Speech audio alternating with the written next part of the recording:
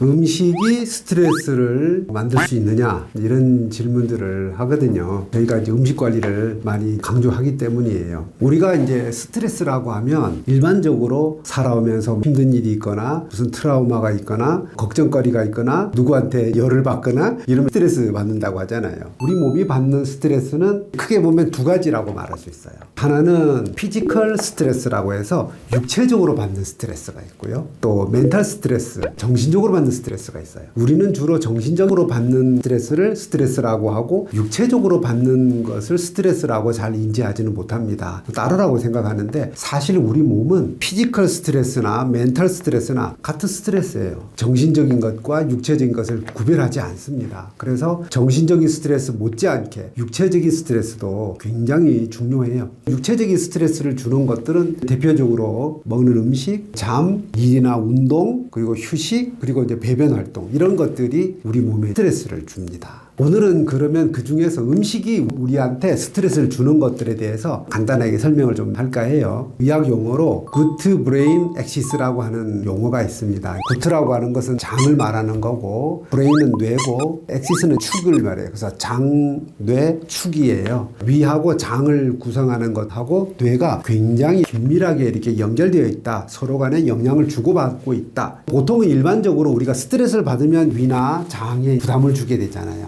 거꾸로 위나 장에 부담을 주면 뇌에도 부담을 준다는 거죠. 정신적인 스트레스라고 하는 건 사실은 뇌에서 받는 걸 말하는 거거든요. 위장하고 뇌가 여러 가지 연결되어 있는 것들이 있는데 그 중에 하나가 장내 미생물하고 관련이 있어요. 프로바이오틱스 요즘 많이들 드시잖아요. 그래서 장내에 있는 좋은 유산균들, 좋은 균들이 많으면 장 기능이 좋아지면서 거꾸로 뇌 기능도 좋아지더라는 거예요. 그래서 우울증이나 불안장애라든지 장내균들이 좋은 균으로 바뀌니까 우울, 불안 이런 것들이 많이 호전되더라는 것이죠. 거꾸로 멀쩡한 사람이어도 자꾸 장에 유해균들이 많아지게 되니까 사람이 점점 우울해지더라, 불안해지더라 이렇게 되는 거죠. 그래서 프로바이오틱스를 지금 많은 분들이 드시는 거죠. 그런데 우리가 한 가지 더 중요한 것이 있어요. 장내 유익균들은 섬유질을 먹고 자라요. 유해 나쁜 균들은 정크푸드를 먹고 자란다는 거죠. 이렇게 프로바이오틱스를 먹었어요. 먹고 나서 뭐 햄버거라든지 막 이런 정크푸드를 막 먹잖아요. 그 균이 들어가서 먹을 게 없어요. 그러면 다 어떻게 될까요? 굶어 죽겠죠. 그러면 나쁜 균들이 득세를 하게 되는 거고 이제 섬유질들 주로 우리 한식들 먹으면 김치, 나물, 채소 전부 다 섬유질이거든요. 현미라든지 이런 곡물들 다 섬유질이 많잖아요. 그러니까 그런 것들을 골고루 먹게 되면 그 안에 균들이 많이 증식을 하게 돼요.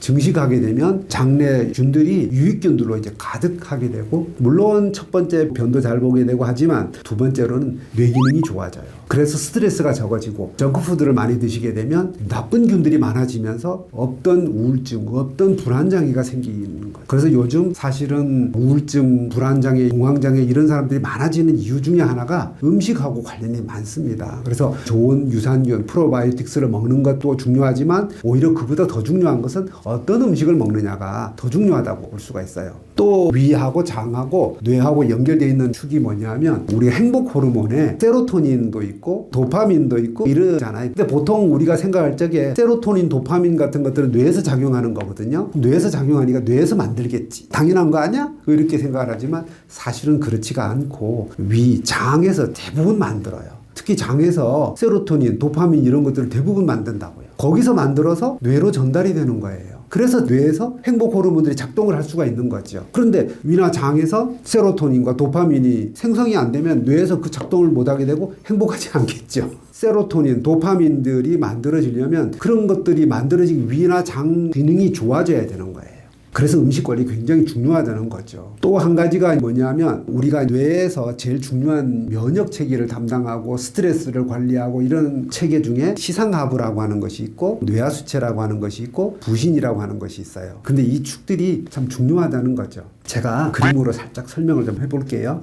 뇌예요. 뇌 여기 가운데쯤에 머리솜 여기가 시상이라고 하는 부위고요. 조금 전방 하부의 부위 부분에 있는 것이 시상하부예요. 그리고 부위 밑에 이쯤에 있는 것이 뇌하수체라고 하는 부위입니다. 시상이라고 하는 부위는 여러 정보들이 집결해요. 보고, 듣고, 냄새 맡고, 만지고 하는 우리 감각 기능이 있죠. 오감 감각 기능. 또 우리가 생각하는 것, 대뇌에서 생각하는 그런 것들도 다 어떤 전기 신호로 이렇게 연결이 되거든요. 이런 정보들이 전부 다 시상으로 다 모이게 됩니다. 그뿐만이 아니에요. 우리가 이제 뇌 이쪽에 그 척수로 이렇게 연결되어 있는 우리 몸에서 오는 여러 가지 정보들을, 몸에서 올라오는 정보들도 전부 다 시상으로 모이게 돼요. 그럼 시상에서 그런 정보들을 가지고 우리가 자율신경을 조절하거든요. 시상하부라고 하는 곳에서 자율신경을 조절을 해줘요. 그러면 이 조절한 것을 뇌하수체라고 하는 곳에서 교감신경, 부교감신경 조절을 하게 되고, 여기 시상하부에서 뇌하수체로 이렇게 명령이 전달이 돼요. 그러면 이제 긴장하거나 스트레스를 받게 되면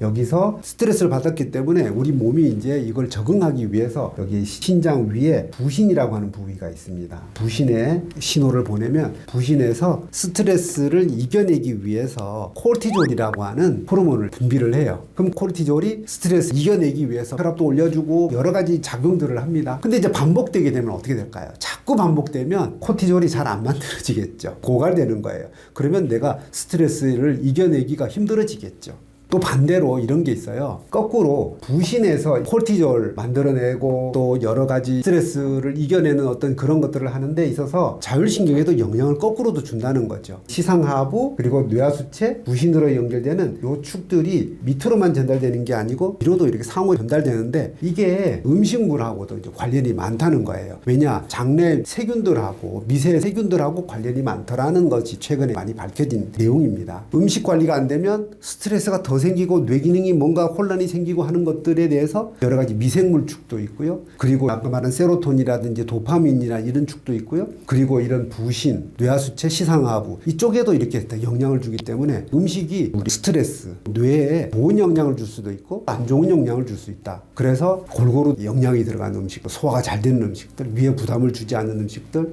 그리고 섬유질이 많이 들어가 있는 그러한 건강한 음식들을 많이 먹게 되면 뇌 기능이 좋아지게 되고 스트레스에 내가 강해지게 되고, 거꾸로 내가 좋지 않은 음식을 자꾸 먹게 되면 어떤 스트레스도 자꾸 생기는 거예요. 피지컬 스트레스가 생겨서 우리 몸은 스트레스 상태가 되는 거죠. 그래서 음식 관리가 스트레스 관리에 굉장히 중요하다. 우리가 스트레스를 스트레스로만 풀려고 하지 말고 먹는 음식, 잠, 그리고 운동, 휴식 이런 것들을 정상적으로 만들어주면 우리들의 스트레스는 또 많이 감소되는 그러한 효과를 볼 수가 있습니다.